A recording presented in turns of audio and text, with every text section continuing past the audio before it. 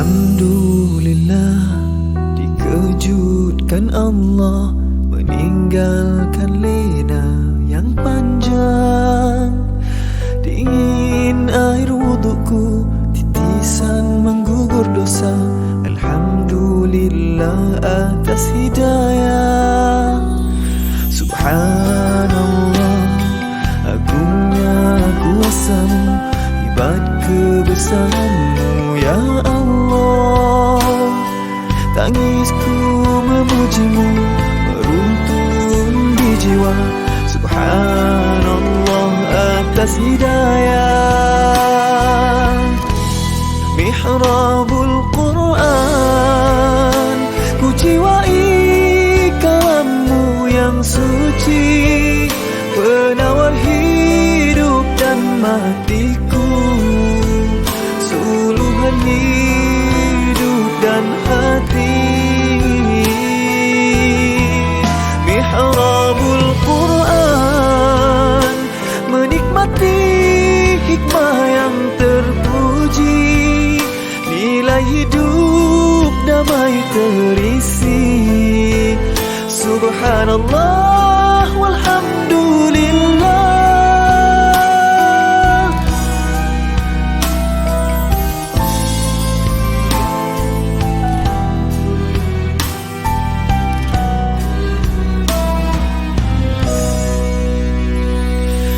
Alhamdulillah, dikejutkan Allah meninggalkan lena yang panjang.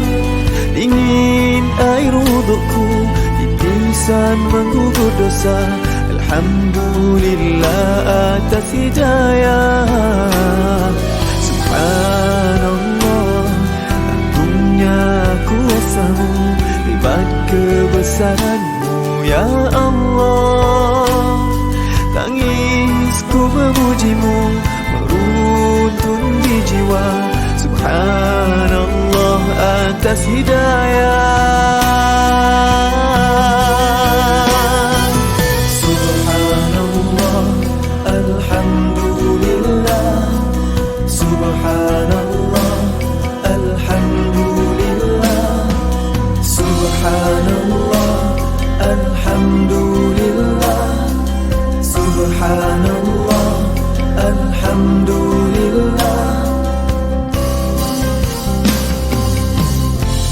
Mihrabul Quran, ku jiwai kalammu yang suci, penawar hidup dan matiku, suluhan hidup dan hati.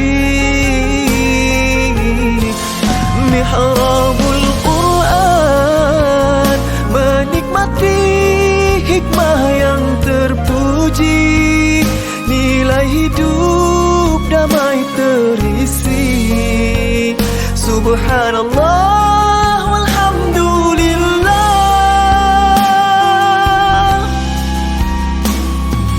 Hasbunallah wa ni'mal wakil, cukup denganmu untuk hidupku, siang dan malamku, suka dan dukaku. Dengan kalammu aku bahagia ya Allah.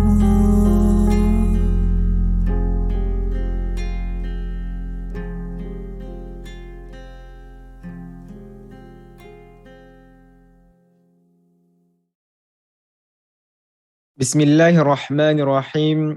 Assalamualaikum warahmatullahi wabarakatuh.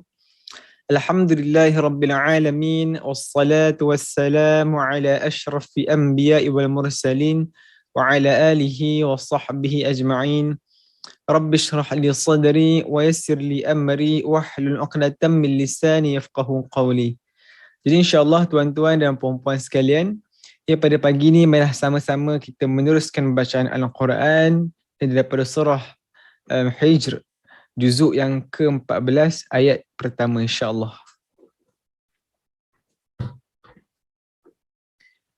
بسم الله الرحمن الرحيم.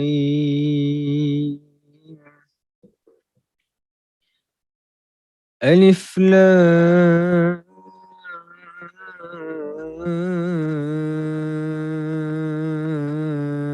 را، تلك آيات الكتاب وقرآن مبين.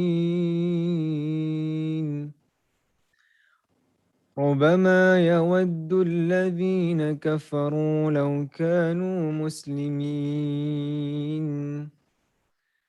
ذرهم يأكلوا ويتمتعوا ويلههم الأمل فسوف يعلمون.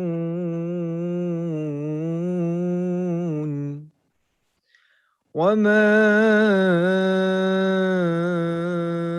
أهلكنا من قرية إلا ولها كتاب معلوم.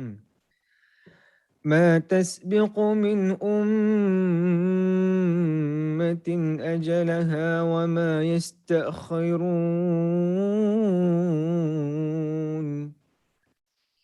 وقالوا يا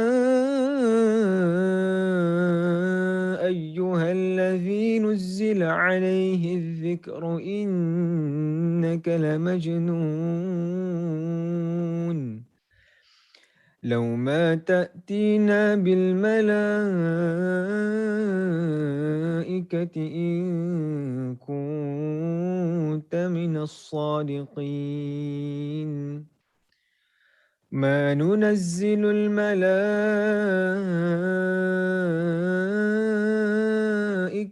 إلا بالحق وما كانوا إذا منظرين. إنا نحن نزلنا الذكر وإنا له لحافظون. ولقد أرسلنا من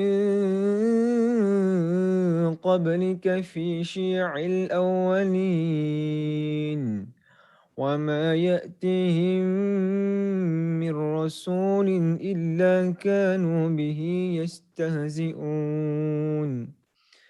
كذلك نسلكه في قلوب المجرمين. لا يؤمنون به وقد خلت سنة الأولين. ولو فتحنا عليهم بابا من السماء فظلوا فيه يعرجون لقالوا إنما سكرت أبصارنا بل نحن قوم مسحورون.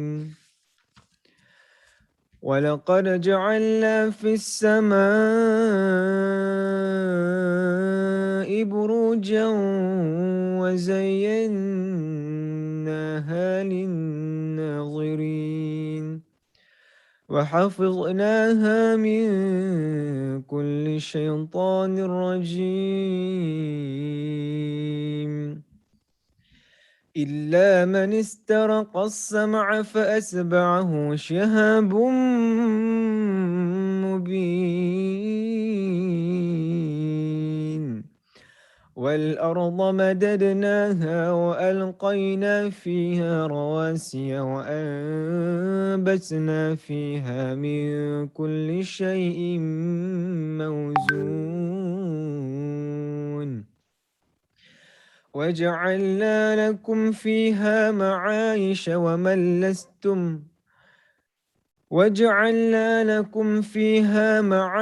ومن لستم له برازقين. وإن من شيء إلا عندنا خزائنه وما ننزله إلا بقدر معلوم. وأرسلنا الرياح لواقح فأنزلنا من السماء ماء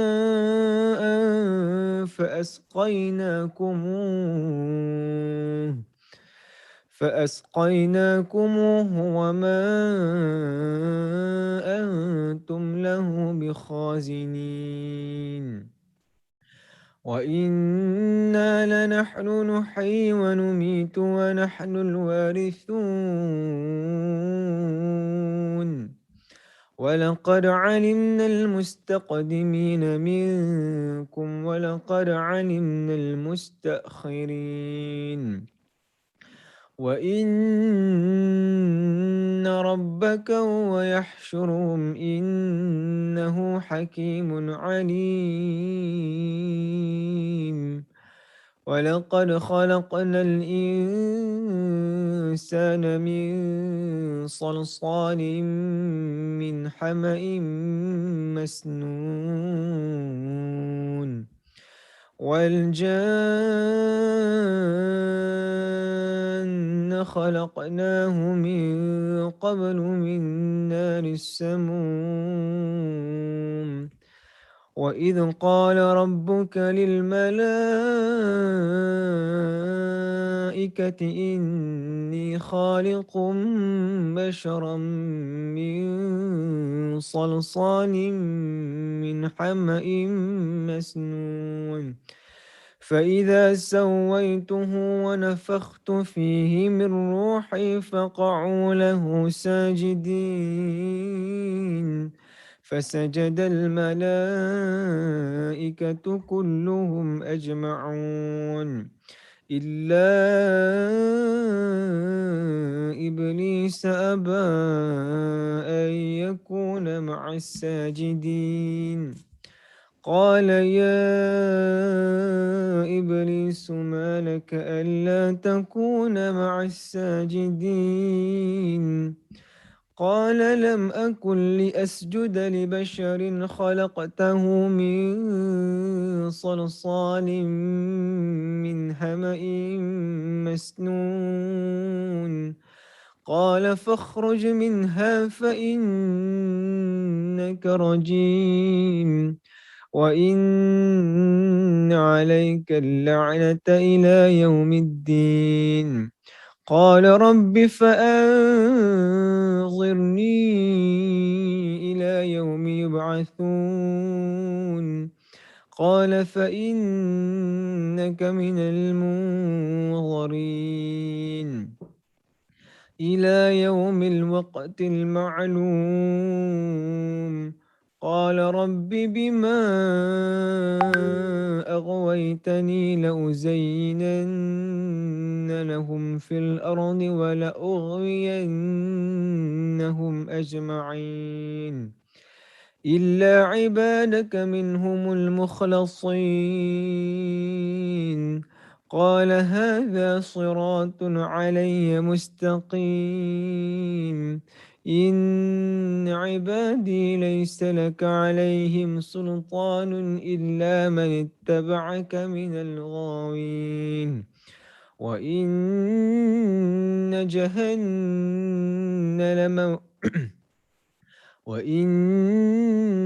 جهنم لموعدهم أجمعين لها 7 أبواب لكل باب منهم جزء مقسوم إن المتقين في جنات وعيون ادخلوها بسلام آمنين ونزعنا ما في صدورهم من غل إخوانا على سرر متقابلين لا يمسهم فيها نصب وما هم منها بمخرجين نبئ عبادي أني أنا الغفور الرحيم وأن عذابي هو العذاب الأليم ونبئهم عن ضيف إبراهيم إذ دخلوا عليه فقالوا سلاما قال إنا منكم وجنون قالوا لا توجل إنا نبشرك بغلام عليم قال بشرتموني على أن مسني الكبر فبم تبشرون قالوا بشرناك بالحق فلا تكن من القانطين قال ومن يقنط من رحمة ربه إلا الضالون قال فما خطبكم أيها المرسلون قالوا إنا أرسلنا إلى قوم مجرمين إلا آل لوط إنا لمنجوهم أجمعين إلا امرأته قدرنا إنها لمن الغابرين فلما جاء آل لوط المرسلون قال إنكم قوم منكرون قالوا بل جئناك بما كانوا فيه يمترون وأتيناك بالحق وإنا لصادقون فأصر بأهلك بقطع من الليل واتبع أدبارهم ولا يلتفت منكم أحد وامضوا حيث تؤمرون وقضينا إلي ذلك الأمر أن دابر هؤلاء مقطوع مصبحين وجاء أهل المدينة يستبشرون قال إن هؤلاء ضيفي فلا تفضحون واتقوا الله ولا تخزون قالوا أولم ننهك عن العالمين صدق الله العظيم.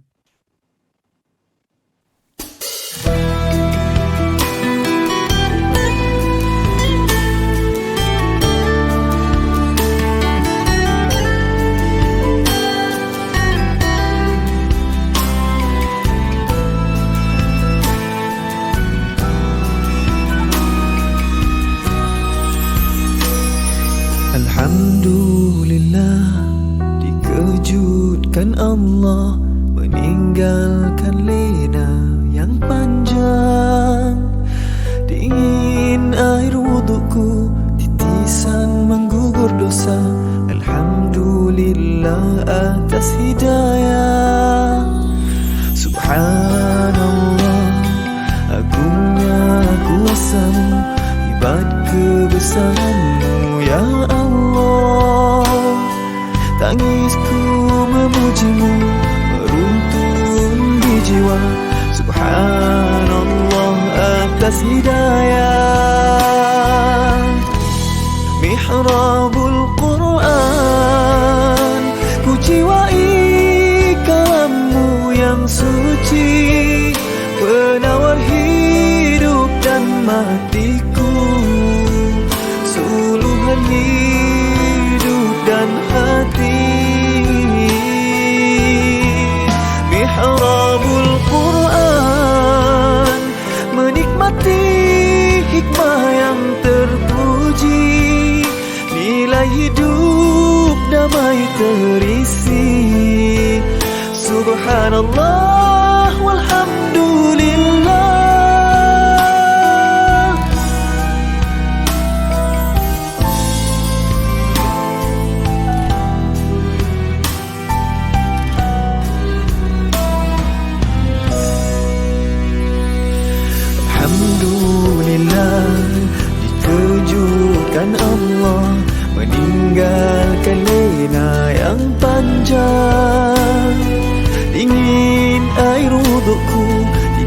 tisan menggugur dosa.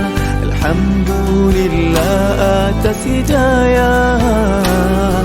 Subhanallah, agungnya kuasa-Mu, hebat kebesaran-Mu ya Allah. Tangisku memuji-Mu, meruntun di jiwa. Subhanallah atas hidayah. Subhanallah, alhamdulillah. Subhanallah, alhamdulillah. Subhanallah, alhamdulillah. Subhanallah, alhamdulillah.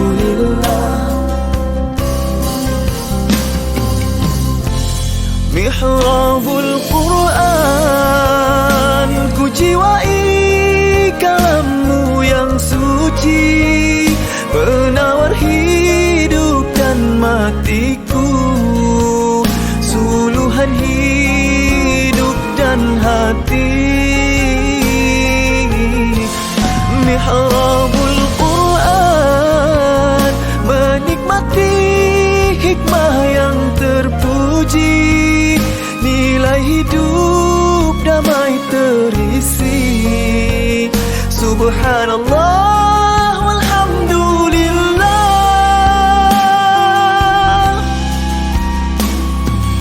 Hasbunallah wa ni'mal wakil. Cukup dengan-Mu untuk hidupku, siang dan malamku, suka dan dukaku. Dengan kalam-Mu aku bahagia ya Allah.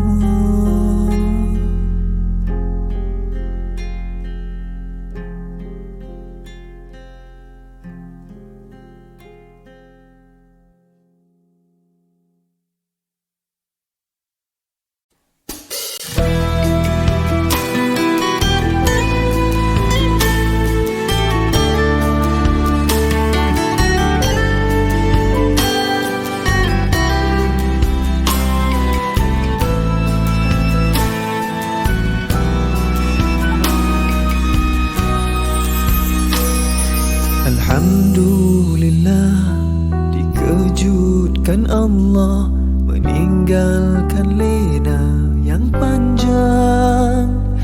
Dingin air wuduku, titisan menggugur dosa. Alhamdulillah atas hidayah. Subhanallah, agungnya kuasa-Mu, hebat kebesaran-Mu ya Allah. Tangisku memuji-Mu, meruntun di jiwa. Subhanallah atas hidayah. Mihrabul Quran, ku jiwai kalam-Mu yang suci, penawar hidup dan matiku, suluhan hidup dan hati.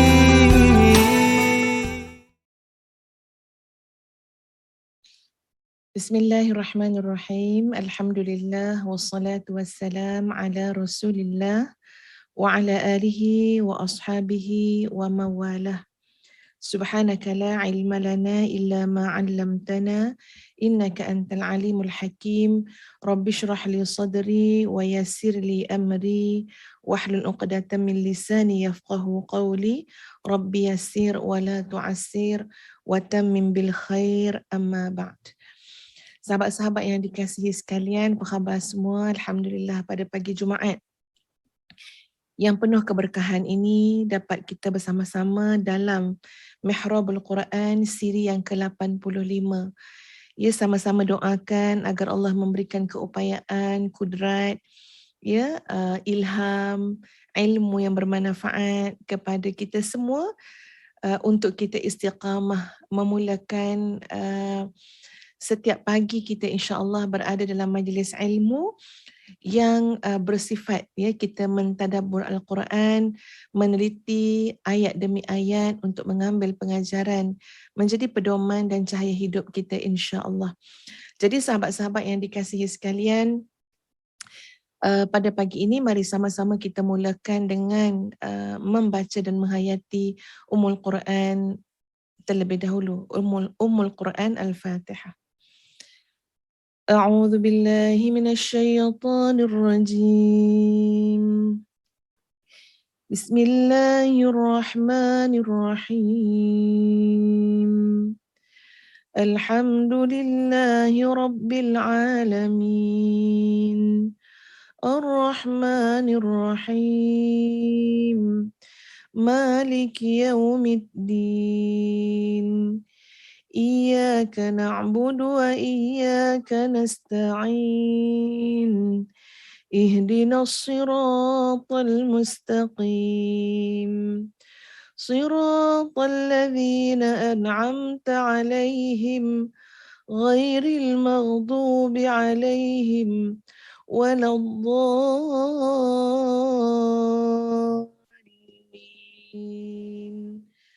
Amin.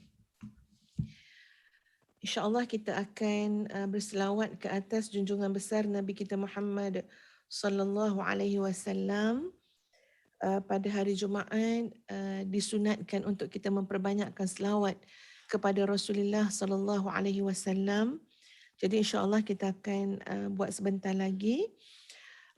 Ustazah mengucapkan jutaan terima kasih kepada semua sahabat, kepada Puan Erni Yusnita Hashim, Puan Norella Zainal, Puan Hindun Omar, Puan Hasmah Awang, Puan Zarina Jais, Ummu Khairullah, kepada Puan Raziah Mak Yusof, kepada Puan Asma Ma, Puan Zaitun Hashim, dan semua yang telah berkongsi, share, tag kawan-kawan kita pada pagi ini.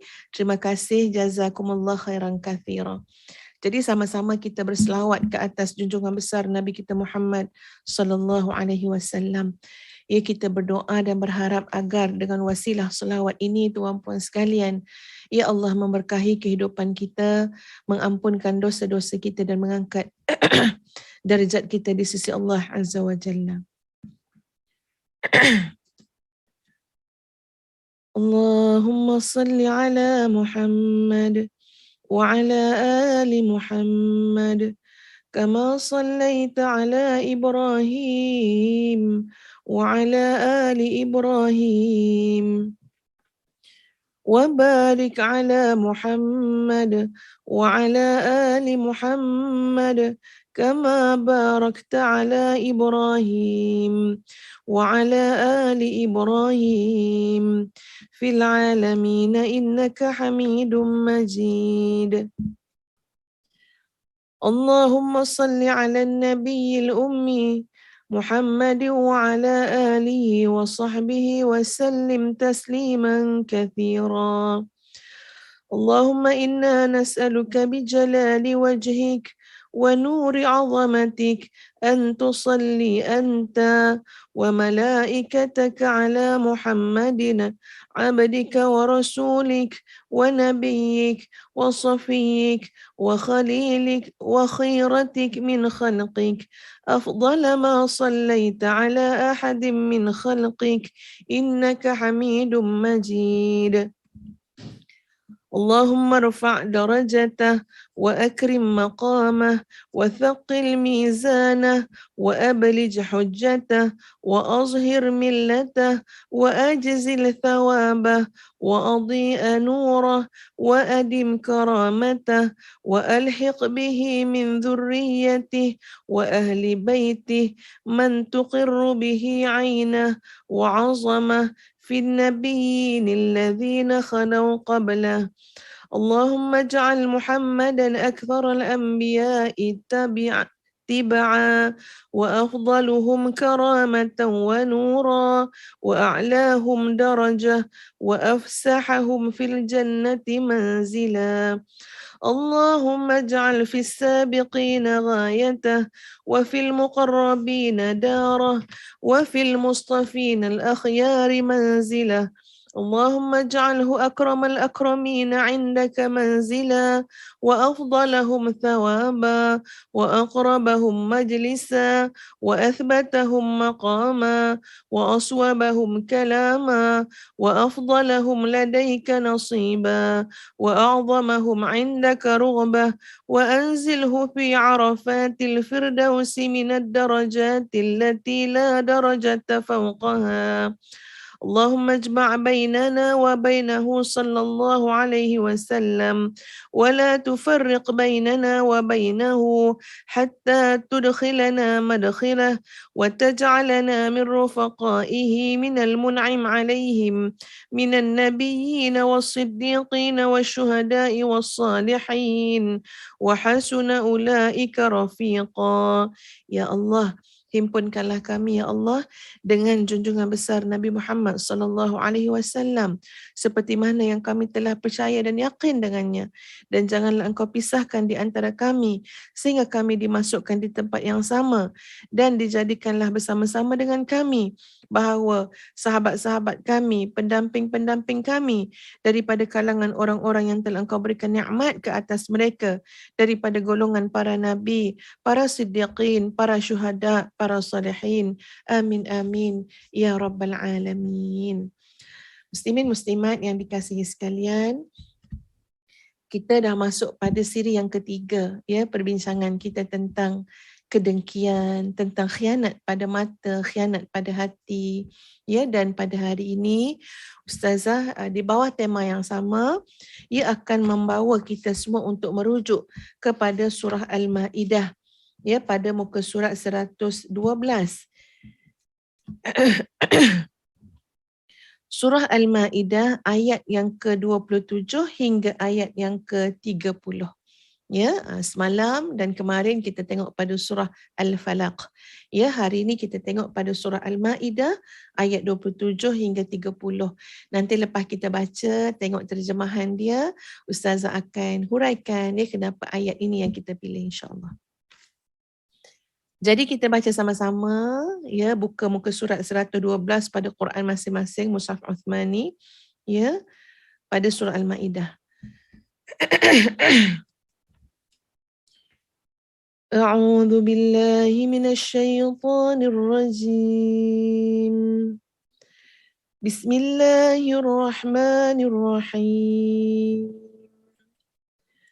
واتل عليهم نبأ ابني آدم بالحق إذ قربا قربانا فتقبل من أحدهما ولم يتقبل من الآخر قال لأقتلنك قال إنما يتقبل الله من المتقين لئن بسطت إلي يدك لتقتلني ما أنا بباسط يدي إليك لأقتلك إني أخاف الله رب العالمين إني أريد أن تبوء بإثمي وإثمك فتكون من أصحاب النار وذلك جزاء الظالمين فطوعت له نفسه قتل أخيه فقتله فأصبح من الخاسرين. Sadaqallahul Azim. Ceritakanlah kepada mereka kisah dua orang putera Adam, iaitu Habil dan Qabil, yang telah berlaku dengan sebenarnya. Ketika keduanya mempersembahkan korban, maka diterima korban salah seorang daripada mereka berdua, yakni Habil, dan tidak diterima daripada yang lain, yakni Qabil. Dia, yakni Qabil, berkata, aku pasti membunuhmu. Habil berkata, sesungguhnya Allah hanya menerima korban daripada orang yang bertakwa. Sungguh kalau kamu menggerakkan tanganmu kepadaku untuk membunuhku, aku sekali-kali tidak akan menggerakkan tanganku kepadamu untuk membunuhmu. Sesungguhnya aku takut kepada Allah, Tuhan sekalian alam. Sesungguhnya aku ingin agar kamu kembali dengan membawa dosa membunuhku dan dosamu sendiri, maka kamu akan menjadi penghuni neraka. Dan yang demikian adalah pembalasan bagi orang yang zalim. Maka hawa nafsu Qabil telah menjadikannya tergamak untuk membunuh saudaranya sendiri. Sebab itu dibunuhnya, maka jadilah dia termasuk orang yang rugi. Sahabat-sahabat sekalian, ya kalau kita melihat kepada kisah Habil dan Qabil, tuan-puan sekalian, ya yang ada pada ayat yang kita baca tadi, ya sebenarnya ahli ilmu mengatakan bahawa inilah dia di antara ya peristiwa yang berlaku kepada kedua yang bersaudara ini disebabkan oleh ya rasukan nafsu syaitan, adanya sifat kedengkian, marah, dendam yang meluap-luap dalam diri Qabil sehingga sanggup tuan-puan sekalian ia membunuh ataupun melakukan satu perbuatan yang keji dan khianat kepada saudaranya sendiri. Ya, seperti mana yang kita tahu muslimin dan muslimat sekalian bahawa ini adalah di antara dosa yang awal yang dilakukan oleh manusia dalam sejarah ya kejadian ataupun kehidupan manusia itu sendiri. Kita tahu bagaimana ya iblis dengan sifat dengkinya, dendam kesumatnya tuan-puan sekalian, ya sehingga golongan iblis ni tak nak pun sujud kepada Nabi Adam ketika mana diperintahkan oleh Allah Subhanahu wa taala. Sujud di sini bukan sujud untuk ibadah, bukan sujud untuk menyembah ya tuan-puan, tapi sujud yang diperintahkan oleh Allah Subhanahu wa taala kepada golongan iblis itu, ia dalam bentuk maknanya memberikan penghormatan kepada Nabi Adam alaihissalam, tetapi diingkari oleh iblis tersebut tuan-puan sekalian kerana rasa dengki. Aku diciptakan daripada api, kamu hanya diciptakan daripada tanah. Siapa kamu sampai aku kena sujud pula kepada kamu? Jadi ini adalah ia di antara kisah-kisah pengajaran-pengajaran muslimin dan muslimat sekalian yang kita lihat betapa buruknya hasil daripada sifat dengki, kebencian, kemarahan ia dalam diri manusia yang sampai boleh menyebabkan tergamaknya ya seorang saudara membunuh saudaranya sendiri. Ya sampai tergamak nak buat apa saja. Apatah lagi kalau orang itu tidak ada pertalian darah, ya kalau bukan adik-beradik, bukan saudara mara. Lebih-lebih lagi tuan-puan sekalian ketika mana dirasuk oleh perasaan hasad tadi, perasaan dengki tadi, ya dengan bisikan-bisikan daripada syaitan, laknatullah, maka macam-macam perkara buruk yang boleh saja terjadi, wal-iyadzubillah. Sahabat-sahabat sekalian, InsyaAllah pada hari ini Ustazah akan berkongsi sedikit apa yang Ustazah pernah belajar ya daripada sihir ain ya yang belajar dulu dekat Darul Syifa.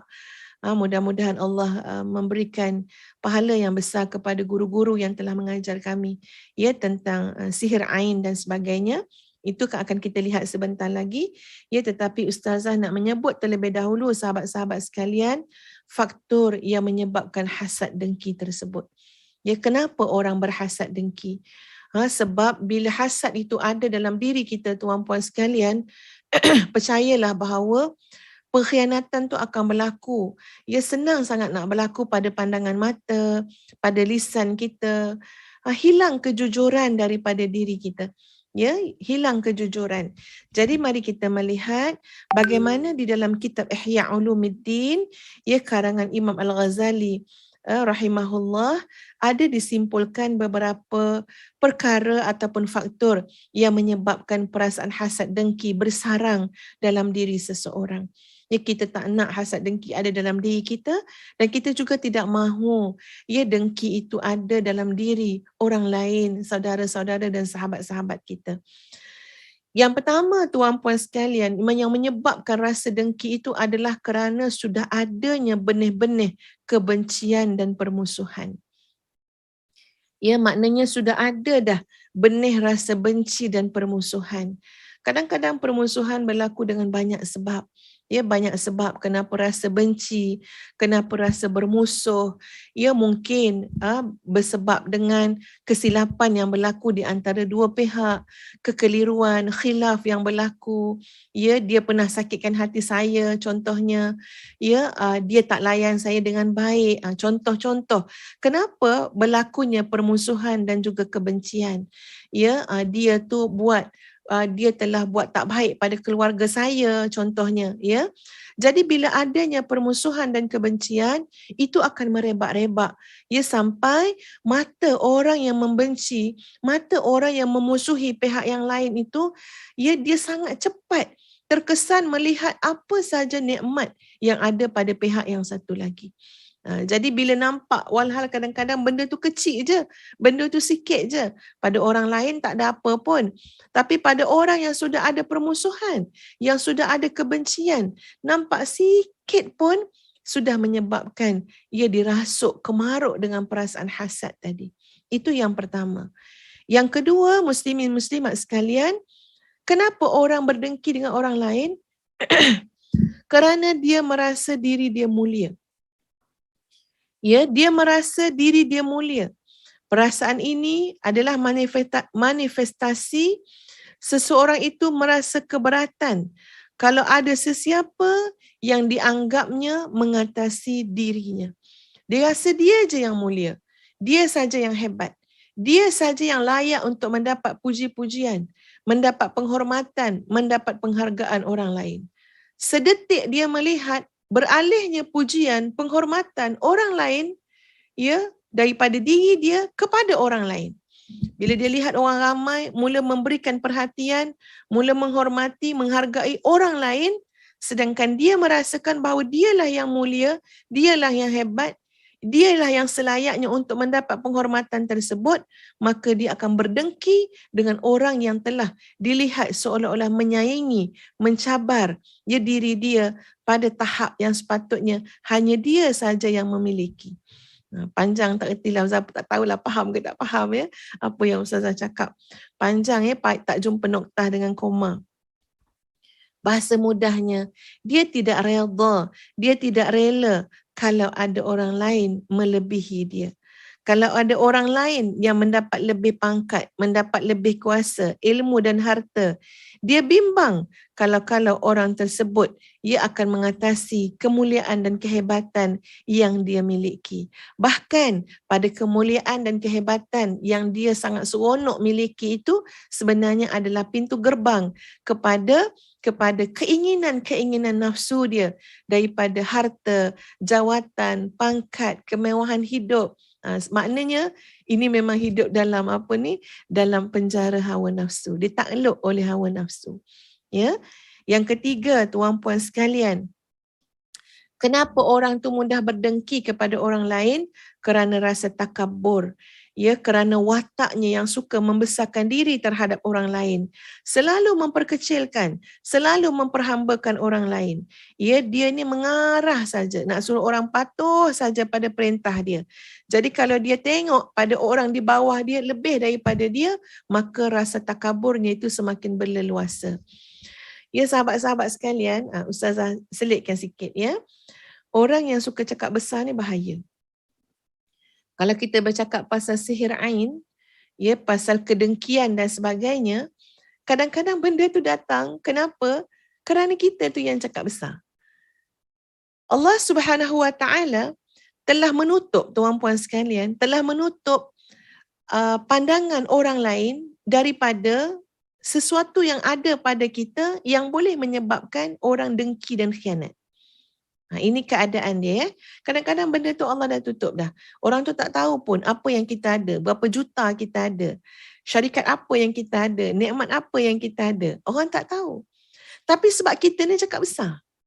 Ya, sebab kita ni kemaruk sangat nak bagi tahu kat orang. Ya, kita yang cakap besar. Kita kata seolah-olah macam kita lah yang menguasai negeri tu. Ya, semua orang apa-apa pun rujuk kita. Kita ni kabel kuat dengan istana. Kita ni, saya. Ni cakap besar ni. Ya, Allahu Akbar. Kalau dengar cakap besar tu makna kata 1000 projek kita ada. Projek kapal terbang tu kita, lapangan terbang kita, landasan kereta api kita, projek pelabuhan laut pun kita. Habis laut, darat, timur, barat, semua kita. Orang dengar ni terlopong. Sebenarnya orang tu tak tahu kalau kita tak bagi tahu. Betul tak sahabat-sahabat? Orang tak tahu. Tapi dengan sebab kita ni takabur, cakap besar tuan-puan sekalian. Kadang-kadang kita dengar orang cakap besar ni seolah-olah macam 2-3 juta tu petik jari je. Ya petik jari. Alah saya 3 juta bukan apa. Ya 3 juta bawah bantal je. Orang cakap besar. Cakap besar ni tuan-puan sekalian, ini adalah sama ada kita sendiri pun mudah menyebabkan hasad kepada orang lain yang ketika mana kita lihat lebih daripada kita sebab kita takabur, atau kita menjadi sebab antara sebab kenapa berlakunya sihir ain itu. Sebab kita. Orang ni mendengar tuan-puan sekalian, hati dia berbicara, hati dia berkata-kata. Orang yang mendengar kita cakap besar ni, ada tanggapan, persepsi yang akan berlaku pada diri mereka. Dia tak dengar-dengar kosong. Dia tak dengar-dengar kosong. Nanti akan ada ulasan dia. Mungkin depan kita, mungkin kat belakang kita. Benda ni nanti kita akan sama-sama tengok tentang sihir ain ini. Yang keempat, muslimin muslimat sekalian adalah ujub. Allah Subhanahu Wa Taala menjelaskan kepada kita tentang umat-umat di zaman silam, di mana mereka merasa takjub kepada diri mereka sendiri. Kita tengok macam mana umat-umat zaman silam, cakap besar belaka kan, cakap besar. Maknanya ini umat-umat yang tak baik lah, yang tak bagus kan. Mereka ni kita tengok macam mana Al-Quran menyebut tentang mereka. Jenis cakap besar semua. Ujub, takabur. Kalau Fir'aun tu sampai cakap wa ana rabbukumul a'la. Aku adalah Tuhanmu yang maha tinggi. Kalau kita tengok dalam surah Al-Kahfi, tengok macam mana, macam mana pemilik kebun yang bertakwa, yang beriman dengan yang terpedaya dengan nikmat dunia yang Allah berikan. Tengok macam mana mereka cakap besar, mereka rasa ujub. Semua kekayaan ni aku dapat dengan apa? Dengan usaha aku. Tak mungkin akan lenyap, tak mungkin akan habis. Sedangkan harta yang aku ada ni 7 keturunan pun takkan habis. Macam mana pula kamu nak menakut-nakutkan aku bahawa harta aku akan lenyap? 7 keturunan pun takkan habis. Yang aku simpan dekat semua bank kat dunia ni. Tengok orang ujub dan takabur. Ujub dan takabur tu tuan-puan sama-sama bersarang dengan penyakit apa? Penyakit hasad. Pantang tengok orang lain lebih. Pantang tengok ataupun dengar orang lain puji orang lain. Maka dia akan rasa tercabar. Kenapa? Inilah kesesuaian kepada sifat takabur dan ujub, bersama-sama dengannya datang pakej rasa hasad, rasa dengki. Sebab tu tuan-puan sekalian, persaingan yang berlaku kadang-kadang dalam maknanya persaingan yang menjatuhkan, yang sampai mengkhianati, yang sampai menzalimi, bukan berlaku di antara orang yang susah apa-apa kedana dengan orang kaya, dengan orang yang ada macam-macam. Tapi ia berlaku pada golongan yang sama-sama berada, yang sama-sama ada. Sama-sama berjawatan, sama-sama berpangkat. Kalau kita nak cakap, tak cukup lagi ke? Sama-sama berpangkat dah tu. Sama-sama berjawatan dah tu. Takkanlah saling dengki-mendengki. Patutnya kita yang tak ada apa ni lah yang munasabah kau nak dengki pun. Tapi itulah gambarannya tuan-puan sekalian, makin ujub, makin takabur, makin larut dengan hawa nafsu, bersarang bersama-samanya dengan penyakit hasad. Bukan maknanya inilah lapangan ataupun padang yang sama yang berlaku kepada orang-orang yang hasad ni. Yang kelima, muslimin muslimat sekalian, kenapa orang hasad? Kerana dia ada tujuan, kerana dia ada habuan yang dia inginkan, dan dia takut dia tidak mendapat tujuan dan habuan tersebut. Maknanya tuan-puan sekalian, penyakit hasad ni memang bahaya. Dia berkait dengan apa sebenarnya tujuan kehidupan kita. Kalau tujuan kehidupan kita adalah untuk menakluk manusia, untuk mendapatkan puji-pujian daripada manusia, kerana daripada puji-pujian itu kita akan mendapat pangkat, dapat jawatan, dapat peluang-peluang, habuan-habuan duit, projek dan sebagainya. So bila kita bimbang dengan semua ini, takut tak dapat tujuan kita, takut terlepas habuan dan peluang kita, maka kita akan mudah berdengki kerana kita melihat orang yang kita dengki itu seolah-olah mencabar kedudukan ataupun menutup pintu rezeki kita, menutup menutup peluang kita untuk mendapat habuan dan tujuan yang tersirat dalam hati kita. Kalau tak ada sebab nak dengki tuan-puan sekalian. Tak ada sebab nak dengki. Tapi kerana kita ni ada habuan yang kita nak. Tujuan kita apa dia? Nak dapat pangkat tu. Nak dapat jawatan tu. Jawatan tu satu je. Dia pengarah bahagian, bukan banyak. Penolong pengarah bahagian, satu tempat je. So kita ada tujuan. Kita ada habuan yang kita nakkan. So orang yang seperti ini takut terlepas tujuan dan habuan, sangat mudah untuk berdengki. So kita dalam masa yang sama waspada. Waspada. Kadang-kadang mungkin ada orang yang dengki dengan kita. Sebab ada juga kemudaratan juga kalau Allah izinkan mudarat daripada kedengkian orang pada kita ni, orang tu akan mungkin buat tindakan yang macam-macam. Kalau Allah izinkan ia boleh berlaku. Yang keenam, ghairah, menjadi ketua dan juga mencari populariti. Kerana gairah sangat nak jadi pemimpin, gairah sangat nak jadi ketua. Umpamanya seseorang yang bercita-cita untuk menjadi manusia pertama yang tidak ada tolak bandingnya. Seronok sangat kalau orang panggil dia sebagai orang pertama. Kan sekarang dunia tu macam tu, sekejap panggil first lady lah, panggil tu lah. Nak jadi orang pertama. Nak jadi orang pertama. Macam mana lagi perkataan orang pertama ni? First lady lagi. Katalah kita kata artis nombor 1, pendakwah nombor 1 negara, penderma nombor 1 negara. Jadi subhanallah tuan-puan, bila gairah nak jadi ketua, nak digelar dengan gelar yang macam-macam, gairah nak cari populariti, bersama-sama dengan itu tuan-puan, Allahu Akbar, ujiannya adalah kena hati-hati, takut dalam diri kita penuh dengan rasa hasad. Kita ni nak digelar bapa itulah, bapa inilah, bapa macam-macam bapa kan bapa pembaharuan, bapa kebajikan. Aduh subhanallah, hati-hati sahabat-sahabat sekalian. Ia mungkin datang bersama-sama dengan suburnya perasaan hasad, tak boleh tengok orang lain melangkah. Patutnya kita seronok tengok orang lain maju, orang lain melangkah. Tapi semua orang yang maju dan melangkah di hadapan kita, kita lihat mereka sebagai pencabar kita. Kita lihat mereka sebagai orang yang berpotensi untuk menyebabkan kita terhalang daripada mendapat apa yang kita inginkan tadi. Ia sangat bahaya. Yang ketujuh, kerana busuk hati. Sebab busuk hati ni memang semua penyakit marilah.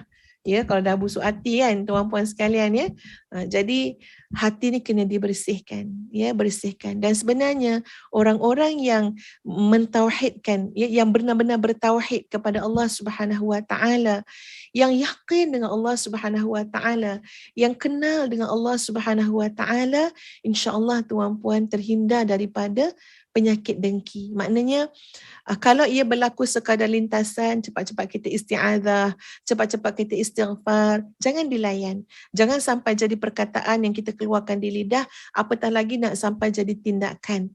Cepat-cepat kita isti'adzah saja, minta perlindungan dengan Allah daripada rasa dengki.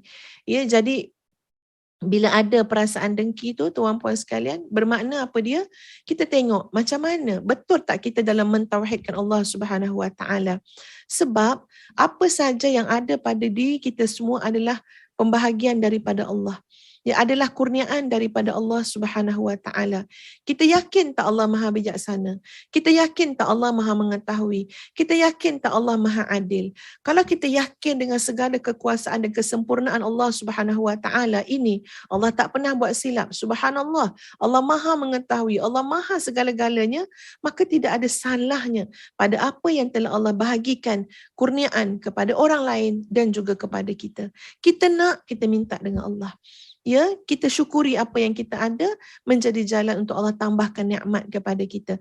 So bila kita hidup dalam keadaan kedengkian dengan orang lain, sahabat-sahabat sekalian, ia umpama kita seperti tidak yakin bahawa Allah itu Maha Adil, seperti tidak yakin Allah itu Maha Mengetahui, Allah itu Maha Bijaksana. Sebab yang kita pertikaikan ni di sebalik yang tersirat adalah seolah-olah kita mempertikaikan pembahagian yang Allah bahagikan kepada hamba-hambanya. Muslimin muslimat yang dikasihi sekalian, bila kita sebut tentang sihir, tentang sihir, Ustazah nak bacakan dulu satu hadis Nabi SAW, hadis riwayat Abu Daud. ya, bab at-tasmiyah 'ala ta'am, nombor hadis 3768. Boleh tengok ya dalam Mausu'atul Hadis ya, Sunan Abu Daud. Di mana sabda Nabi SAW diriwayatkan oleh Umayyah bin Makhshi, wa kana min ashabi Rasulillah sallallahu alaihi wasallam qala kana Rasulullah sallallahu alaihi wasallam jalisan wa rajulun ya'kulu falam yusammi hatta lam yabqa min ta'amih illa luqmatun falamma rafa'aha ila fihi qala bismillahi awwalahu wa akhirah fadhahika an-nabiy sallallahu alaihi wasallam thumma qala ma zala asy-syaitanu ya'kulu ma'ahu falamma dzakara ismallahi azza wa jalla istaqa'a ma fi batnih. Okey, ini kita nak cerita tuan-puan sekalian tentang beberapa perkara yang kita kena ambil berat. Ya, kita tak nak dapat penyakit-penyakit, kemudaratan ya daripada sikap kita sendiri yang tidak berwaspada. Jadi pada hadis yang Ustazah baca tadi, Nabi SAW ya sedang duduk dan ketika itu seorang lelaki sedang makan. Tapi dia tak baca bismillah. Dia sehingga tidak berbaki makanan tu, melainkan ada sikit saja. Jadi bila dia nak makan yang sikit tu, ya, dia angkat tangan dan dia pun baca bismillahi awwalahu wa akhirah, maknanya dengan nama Allah pada awalnya dan pada akhirnya. Dia dah makan dah nak habis, dah tengah sikit sangat lagi kan, ya. Jadi Nabi SAW ketawa ya melihat perlakuan sahabat itu. Maknanya hujung-hujung tu ingat juga nak baca bismillah kan. Jadi baginda bersabda, syaitan telah makan bersamanya sebelum tu. Maknanya pada semua yang dia makan sebelum tu tadi, syaitan dah makan dah bersama dengan dia. Sebaik saja dia menyebut nama Allah, bismillahi awwalahu wa akhirahu, maka syaitan telah memuntahkan kembali semua makanan daripada perut setan. Tadi sebab dia tak baca bismillah, syaitan makan sekali dengan dia. Ya, bila dia baca bismillah, syaitan muntahkan balik. Dia maksud di sebalik tu, sahabat-sahabat sekalian, kita nak mengelakkan daripada sihir, daripada semua bentuk lah, ya, perbuatan-perbuatan jahat, orang yang menyihir, ya, ataupun ain dan sebagainya. Kita kena tengok, perhati benda yang penting di antara adalah makanan yang kita makan. Ya, terutama kalau kita makan dekat tempat-tempat yang terbuka, yang orang boleh melihat kita. Ya, pastikan, insya-Allah sama-sama kita pastikan sahabat-sahabat sekalian, makan dengan menyebut nama Allah. Ya, makan dengan menyebut nama Allah.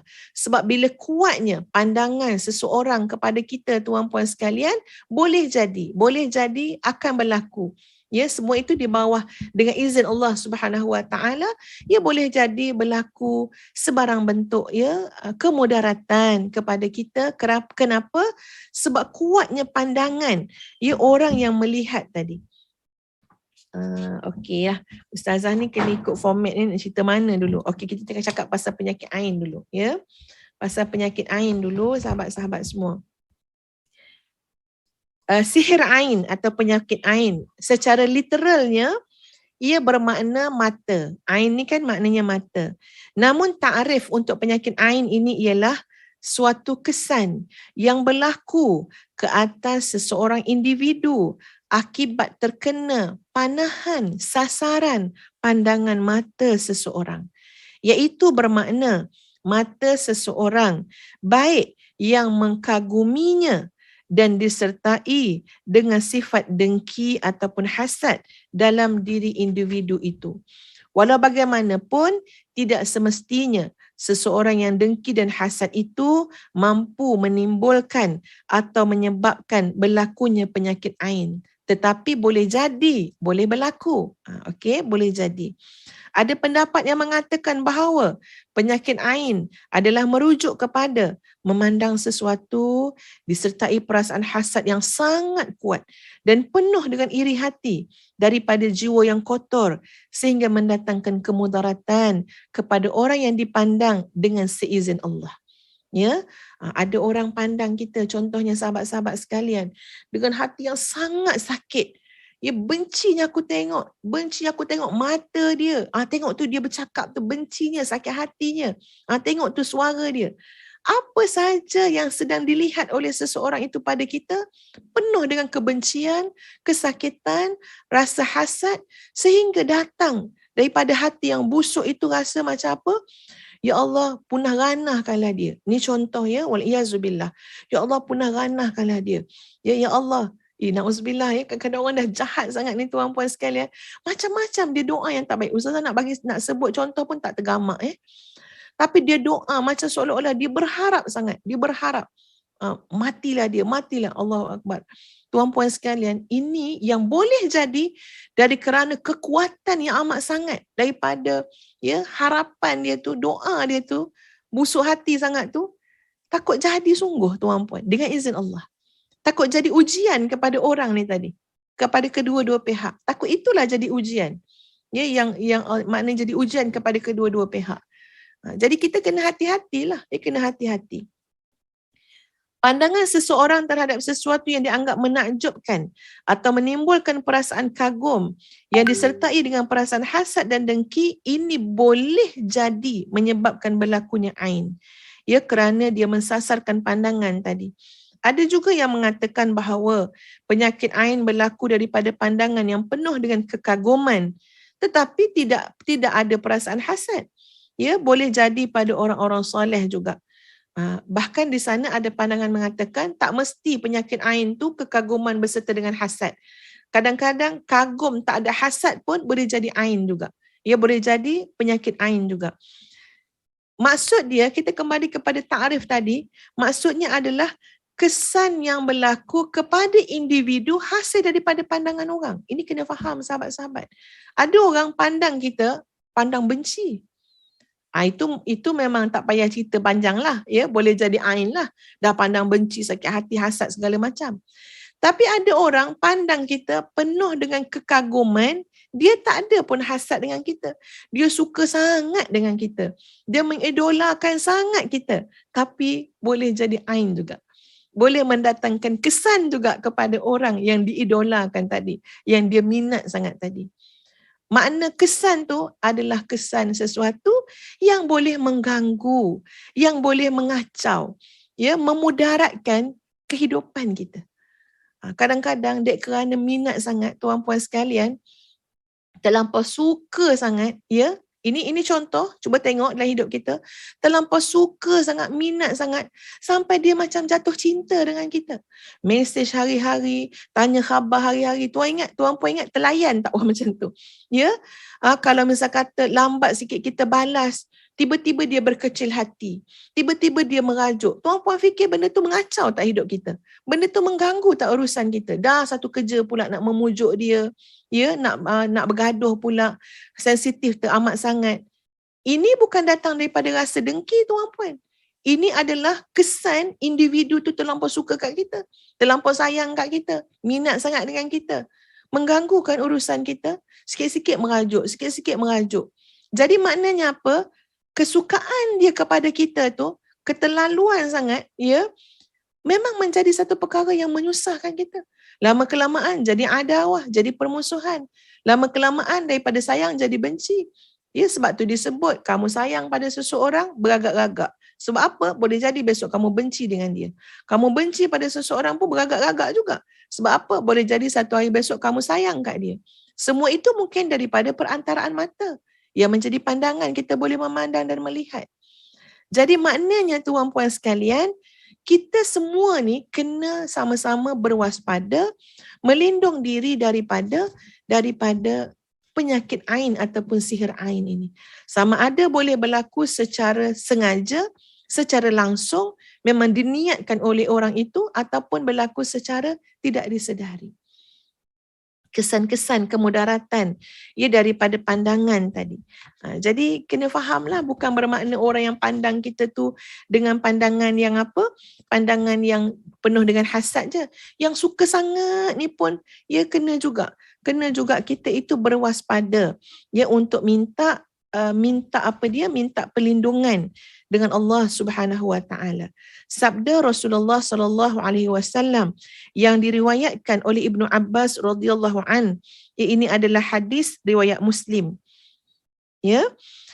Al-ainu haqqun walau kana syai'un sabaqal qadar sabaqatahu al-ainu wa idza istughsiltum faghsilu. Penyakit ain itu adalah benar-benar wujud. Jikalau terdapat sesuatu yang mendahului takdir, Ni jikalah ya, jikalaulah ada sesuatu yang boleh mendahului takdir, tentulah ain itu akan mendahuluinya. Ya, sekiranya kamu diminta mandi, maka mandilah. Bersihkanlah diri ya, takut ada pandangan-pandangan mata. Bahkan bayangkan kalau orang melihat dengan kedengkian, entah-entah dia buat lebih teruk lagi. Ya, dia sihirlah, ya, dia buatlah pula perbuatan-perbuatan ya, menjampi serapah dan sebagainya, minta tolong dengan jin dan sebagainya, itu lebih teruk dan lebih dahsyat lagi. Rasulullah sallallahu alaihi wasallam sentiasa mengarahkan aku. Ini adalah hadis Nabi SAW yang diriwayatkan oleh Sayyidatina Aisyah radhiyallahu anha, hadis riwayat Muslim.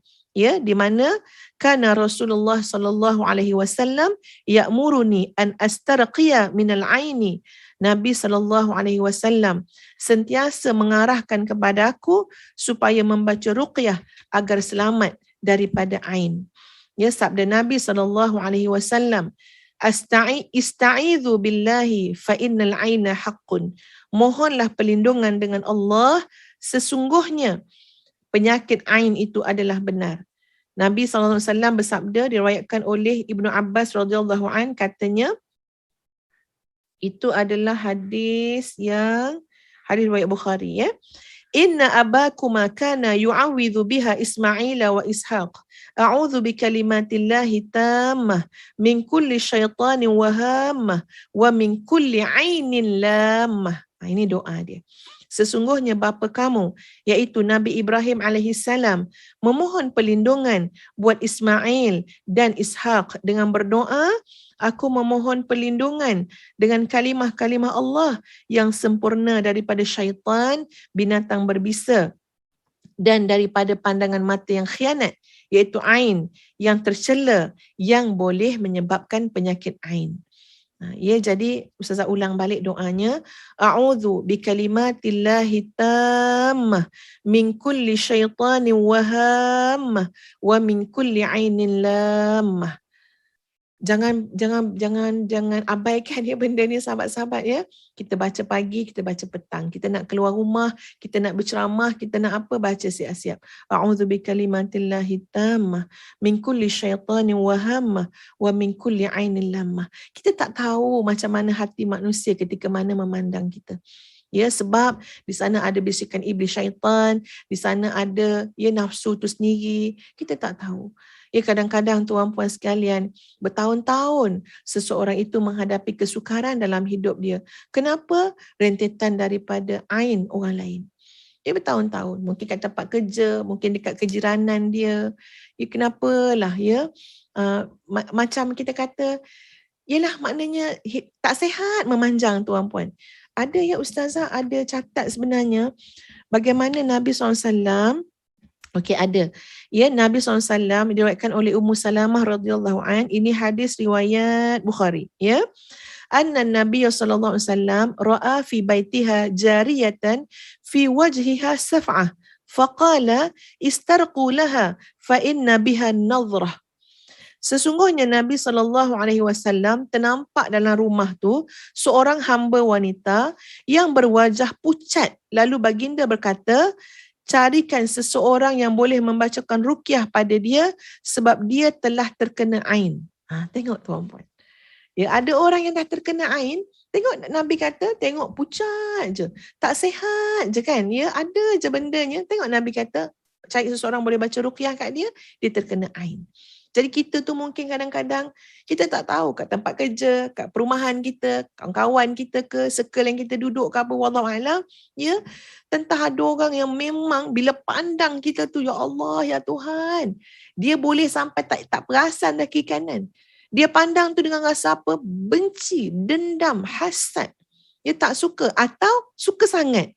Sampai tak nampak dah suami ke siapa ke lalu. Kenapa? Ya Allah, kalau tengok yang ini, ia meloncat-loncat, terpuja-puja. Memang tak bagus tuan-puan. Boleh terkena ain tu orang tu. Ya? Jadi sampai kadang-kadang ada orang kat tempat kerja tuan-puan, ya, hilang semangat.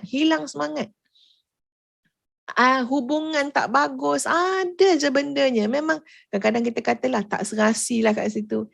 Ya, kita mungkin tak berhati-hati, tak berwaspada dengan ain tadi. Ya, sebab tu Nabi kata dia terkena an-nazrah. Nazrah ni makna apa? Penyakit ain datang daripada pandangan. Jadi tuan puan jangan fikir benda tu ringan ya. Kita kena baca doa a'udzu bikalimatillahi tammah min kulli syaitanin wa hammah wa min kulli ainin lammah. Sama juga anak-anak kita ya. Sekarang lagilah ya zaman media sosial, semua boleh tunjuk belaka. Ingat sahabat-sahabat, ingat. Ya, beragak-agak jugalah bendanya. Anak-anak kita bila kita tunjuk-tunjuk sangat, kita kena bacakan. Ya, kalau untuk mereka ni kita bacakan u'idzukum bikalimatillahi tammah min kulli syaitanin wa hammah wa min kulli ainin lammah. Aku mohon perlindungan daripada Allah untuk lindungi kalian, lindungi kamu daripada dengan kalimah-kalimah Allah yang sempurna, daripada syaitan, binatang berbisa dan daripada pandangan mata yang tercela. Dengan perkataan u'idzukum. Kalau untuk kita a'udzu bikalimatillahi tammah. Kalau untuk orang lain u'idzukum bikalimatillahi tammah. Jadi sahabat-sahabat sekalian, ya, Ustazah ni bekerja dengan masa kan ya. Tak nak ambil masa tuan puan banyak sangat, tapi banyak jugalah benda yang belum lagi dapat kita kongsikan ya. Ustazah sebenarnya nak berkongsi juga dengan tuan puan sekalian. Apakah cara-cara ya, apakah doa-doa, apakah bacaan-bacaan ruqyahnya untuk kita sama-sama membentengi diri kita daripada ya penyakit ain tadi, daripada rasa hasad dengki kita sendiri ataupun daripada orang lain ya rasa hasad dengki kepada kita semua. Jadi jangan abaikan ya, dalam kehidupan dunia terbuka pada hari ini ya, orang boleh melihat apa yang kita ada, kita juga boleh memperlihatkan kepada orang apa yang kita ada. Dunia terbuka hari ini lebih mencabar sahabat-sahabat sekalian. An-nazrah itu berlaku, senang sangat orang nak tengok apa keadaan kita.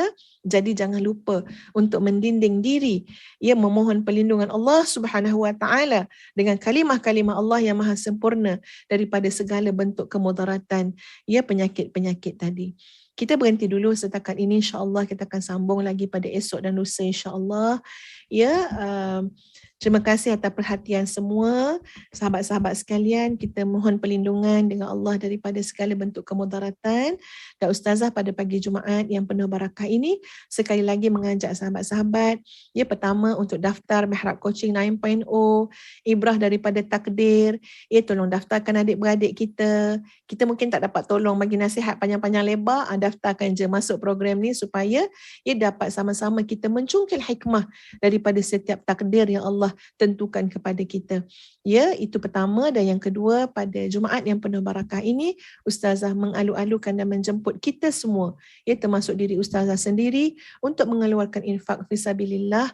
Ya, boleh menjadikan saluran infak Madinatul Huffaz dan juga Yayasan Integrasi Al-Huffaz, ya, untuk menjadi sebagai tempat untuk kita mengeluarkan infak fisabilillah. Malam ini insya-Allah sahabat-sahabat sekalian, ya, program perdana iaitu program perasmian seminar Nuqaba untuk Malaysia menghafaz Al-Quran. Jadi program Malaysia menghafaz Quran ni ada nakib-nakib. Nakib ni macam coach lah, macam gurunya, pembimbingnya. Jadi ada 100 orang naqibah, Nuqaba, ya, yang kita kumpulkan pada malam ini dalam satu program memperkasakan Nuqaba ini, memberikan latihan kepada mereka untuk memberi semangat, motivasi, membimbing, ya, kumpulan-kumpulan mereka untuk terus istiqamah, ya, menghafaz ayat-ayat Quran. Kita kena ingat, tak dapat semua, jangan tinggal semua. Dapat sikit pun alhamdulillah. Istiqamah tu sangat penting. Ya, jadi malam ini seminar untuk Nuqaba akan dirasmikan alhamdulillah insya-Allah oleh Menteri Agama sendiri, ya, supaya kita dapat melihat harapannya tu sebenarnya tuan puan, saya harap sangat nanti kalau kami buka batch yang kedua untuk menghafaz Quran, masuklah ramai-ramai. Ustazah berharap sangat dapat kumpulkan 10,000 orang rakyat Malaysia, Indonesia, Brunei, Indonesia, Malaysia, Singapura, Brunei, apa lagi, ya. Okey, Indonesia kan, supaya dapat menghafaz Quran, bukan 30 juzuk semata-mata, dapat bersama-sama dalam circle menghafaz ayat-ayat Quran. dan mentadabbur Quran. Dapat 10,000 orang, insya-Allah nanti habis semua pandemik ni, kita berhajat sangat untuk kumpulkan secara fizikal insya-Allah, biar kita terasa bahawa kita berhimpun dalam satu program yang memperjuangkan Al-Quran, yang mendaulatkan Al-Quran dalam kehidupan. Jadi insya-Allah malam ni perasmian untuk para nuqaba yang sangat budiman yang bekerja dengan usaha harap bekerja dengan ikhlas insya-Allah, dan kita akan sentiasa memberikan bimbingan. Jadi pada malam ini doakanlah agar program kami Seminar Nuqaba Malaysia Menghafaz Quran diberkati oleh Allah Subhanahu Wa Taala. Jadi program-program ini tuan-puan sekalian memerlukan sokongan tuan-puan. Jadi silakan untuk infak fisabilillah, di mana kami akan menggunakan ada bahagian daripada infak ini untuk memperkasakan program Malaysia Menghafaz Quran, Madinatul Huffaz Junior, di mana anak-anak yang menghafaz Quran secara online dan sebagainya. Wallahu taala a'lam. Astaghfirullahalazim, astaghfirullahalazim, astaghfirullahalazim. Li wa lakum. Assalamualaikum warahmatullahi wabarakatuh. Kita tangguhkan dengan suratul As dan tasbih kafarah. Bismillahirrahmanirrahim. Wal 'asr innal insana lafi khusr illa alladhina amanu wa 'amilus salihat wa tawasaw bil haqq wa tawasaw bis sabr. Subhanakallahumma wa bihamdik asyhadu an la ilaha illa anta astaghfiruka wa atubu ilaik. Subhanakallahumma wa bihamdik asyhadu an la ilaha illa anta astaghfiruka wa atubu ilaik. Subhanakallahumma wa bihamdik asyhadu an la ilaha illa anta astaghfiruka wa atubu ilaik.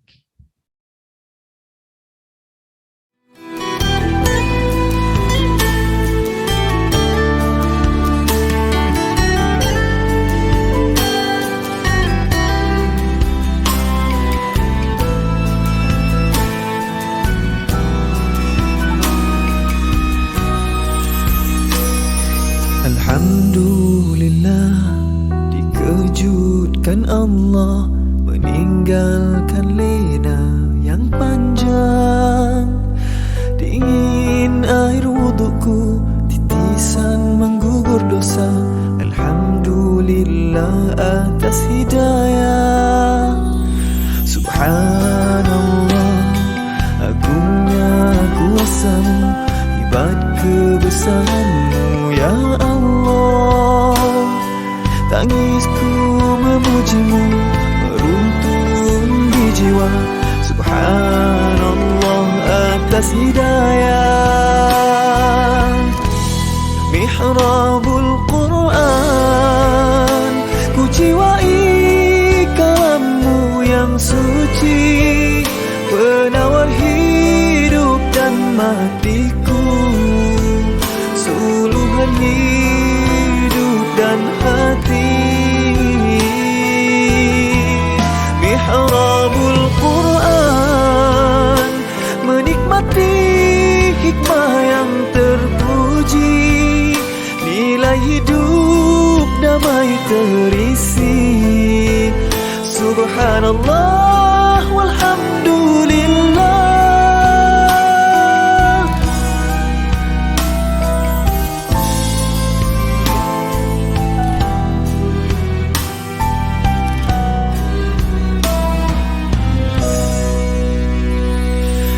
Alhamdulillah, dikejutkan Allah meninggalkan lena yang panjang. Dingin air wudukku, titisan menggugur dosa. Alhamdulillah atas hidayah. Subhanallah, agungnya kuasamu, hebat kebesaranmu ya Allah. Tangisku memujimu, meruntun di jiwa. Subhanallah atas hidayah. Subhanallah, alhamdulillah. Subhanallah, alhamdulillah. Subhanallah, alhamdulillah. Subhanallah, alhamdulillah. Mihrabul Quran,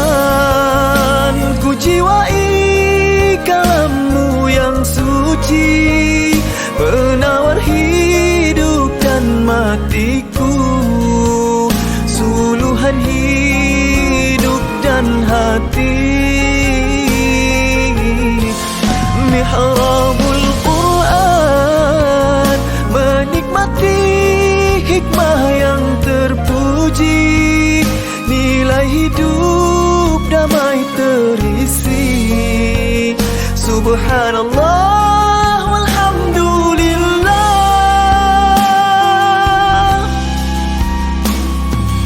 hasbunallah wa ni'mal wakil. Cukup denganmu untuk hidupku, siang dan malamku, suka dan dukaku, dengan kalammu aku bahagia.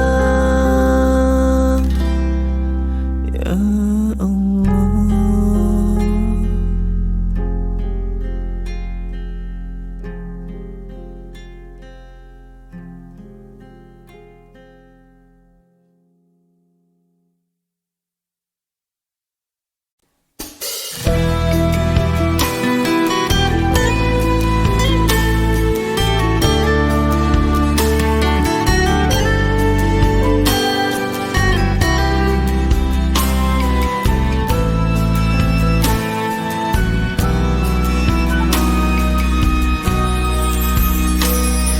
Alhamdulillah, dikejutkan Allah, meninggalkan lena yang panjang.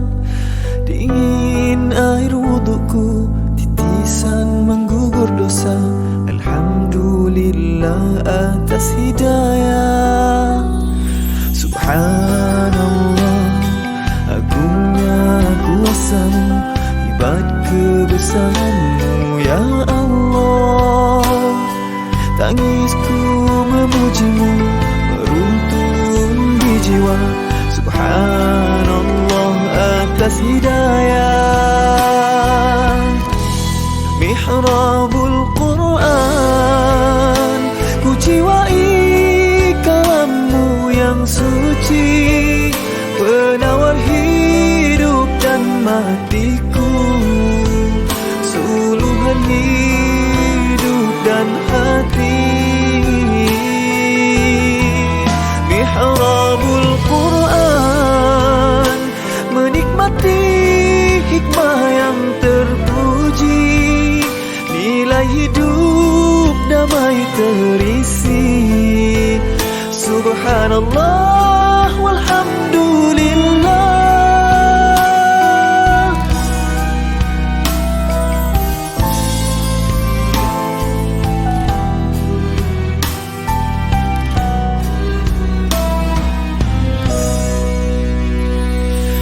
Alhamdulillah, dikejutkan Allah, meninggalkan lena yang panjang.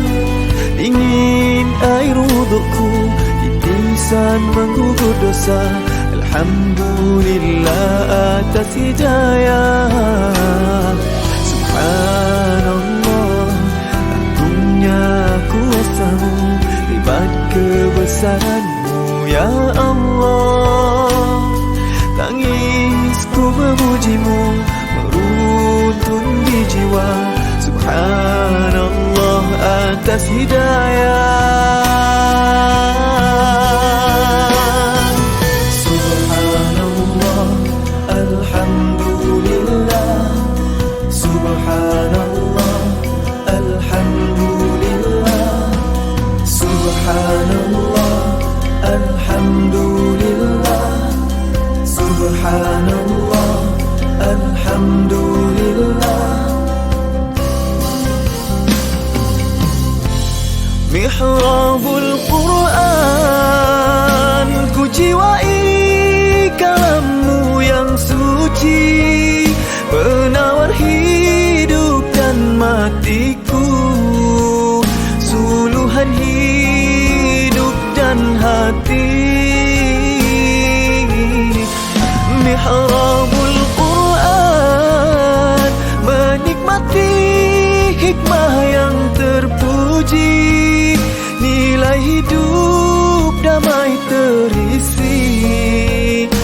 Subhanallah walhamdulillah.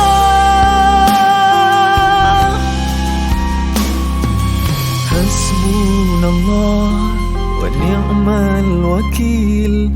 Cukup denganmu untuk hidupku, siang dan malamku, suka dan dukaku. Dengan kalammu aku bahagia.